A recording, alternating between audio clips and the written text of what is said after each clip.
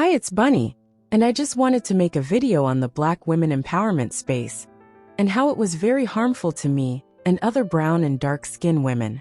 I will be discussing things that the BWE space made me insecure of, debunking it, and speaking a bit about how I overcame those insecurities. Let's get right into the video. Number 1. I was convinced that I was ugly because I didn't have solely type 3 hair and light skin. This was completely false. My 3C4A hair has always been complimented, and I've been told by dark-skinned black men that they think I'm pretty and love my skin complexion. In my everyday life, nobody really cares that I'm not the poster child for mixed people. Number 2. I was convinced that black men, especially dark-skinned black men, did not like or want me, and would always pick a white or mixed woman over me. This too was completely false. Black men in general, but especially dark-skinned black men, have always liked me.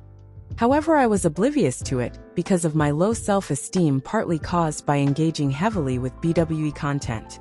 Also, I've never had a dark-skinned black man, or black man in general, mention liking mixed or white women over me. The men I've encountered simply just like women. Number 3. I was convinced that I was a victim of colorism when anyone disagreed with me or didn't pay me any attention. This was egregiously false. I learned that sometimes when people disliked me, it was because of my awkwardness that came off as me not engaging with people and being rude. In other words, it was my personality, not my skin tone. And at that point in time, I was conforming and so looked like everyone else. How was I supposed to be noticed when I was trying my best to fit in? Number 4. I started to have limerence about looking more mixed looking and how much better my life would be if I was more exotic. This was a pointless thought because it's not taking into account the struggles and nuances of the MLS experience. Was I ready to have people other me more than I was at that point? Was I ready for some people to fetishize me and only want to date me because of my skin color? Was I ready for people to triangulate me with other mixed women who are more white passing or black passing than me? Was I ready for dark-skinned people to want to harm me simply because of my skin?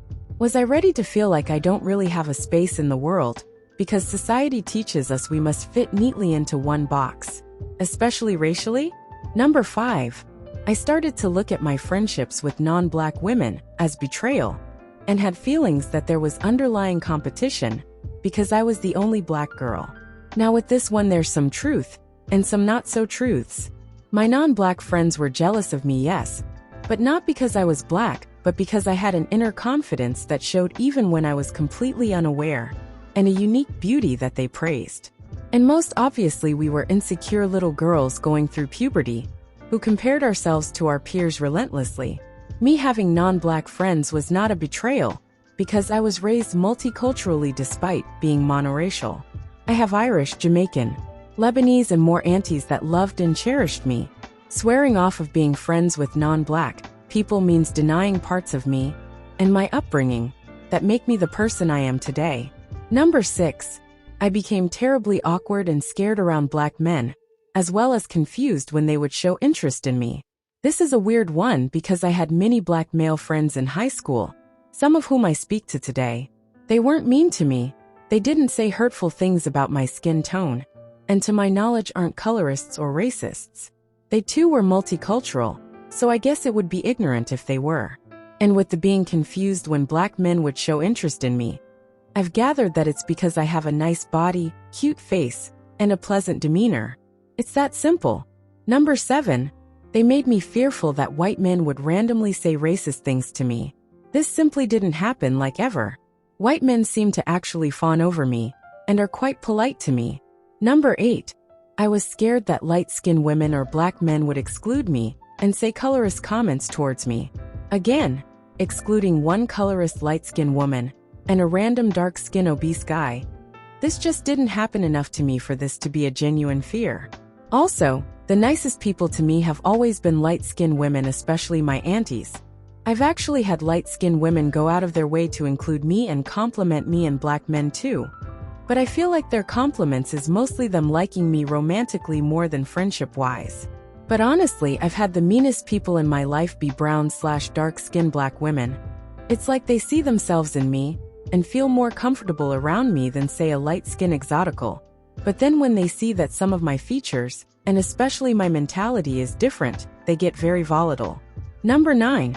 I felt guilt into staying in friendships with toxic, unambiguous, dark-skinned black women. Because the world is hard on black women, so I should just suck it up. This is one of the most dangerous rhetorics I've seen them unconsciously push, because to push the idea that dark-skinned black women are always the victim and can do no wrong creates environments, or more specifically friendships, where you are unable to hold an unambiguous dark-skinned friend accountable. Sort of like how we can't hold Jackie Aina for going on mass-blocking sprees and crying colorism and racism anytime someone isn't singing her praises. Number 10. I started to sort of idolize other races, especially other races of men, because the BWE space said they would treat me better, and I was tired of the doom and gloom of the black community. With this, I see why I had those thoughts, but again, I was raised multiculturally, so I know what white guys, Asian guys, and other races of guys are like. They're still men at the end of the day, and they have the capability of being just as dusty as a Tyrone or a Femi. I think this is partly why I ended up in a toxic relationship with a non-black guy, because the BWE drilled it into me that this was my only option. I'm so glad I got over that thinking quick. And finally, number 11. I feel guilty for being lighter than my dark-skinned boyfriend, aka self-policing, which I definitely will make a video on. This is an insecurity that I've recently noticed after realizing that me and my boyfriend do have a noticeable shade difference. You know how dark-skinned women will make videos about how every dark-skinned man is with a lighter-skinned woman? It sort of feels like that type of guilt, like I'm stealing something or benefiting from colorism. Maybe not as much as a light-skinned woman, but something like it. Which is really odd, because when did I start to attribute a man darker than me liking my skin complexion to him being colorist? Also, at times it feels like he calls me dark chocolate, or says I've gotten a tan when I'm wearing bronzer as a way of darkening me up. I think even he started to notice, because the last time he was going to call me dark chocolate, he paused and was kind of lost on what to call me. It was honestly hilarious, but I'm slowly unlearning the guilt, because who actually cares? Now, to get into how I overcame these insecurities. It's quite simple in theory, but if you're just coming out of watching that content, paired with still being in the black community, it can be very difficult to unlearn certain things. What I did was analyze and unbiasedly think of all my experiences, and think, was this really colorism, racism, or someone just not liking me? Then I figured out what made me upset about certain people, or a person not liking me. And for me, it was that I was upset that I wasn't getting as much beauty validation as I wanted. So I lost weight, did extensive research on how to work with my natural features, learned how to dress for my body type, improved my skin, researched the beauty, and followed advice from an era where my features are the most celebrated. For me, it was the 1950s, but for you it may be different. And most importantly, accepted my flaws and put myself out there unapologetically in order to improve my social skills. If you take nothing from this video, at least take this bit of advice. You cannot complain about being invisible, not being liked, or not having romantic access when your personality as well as your looks is lacking. Anyways, I hope you liked this video, and please like, comment, and subscribe to hear more from me. Thanks.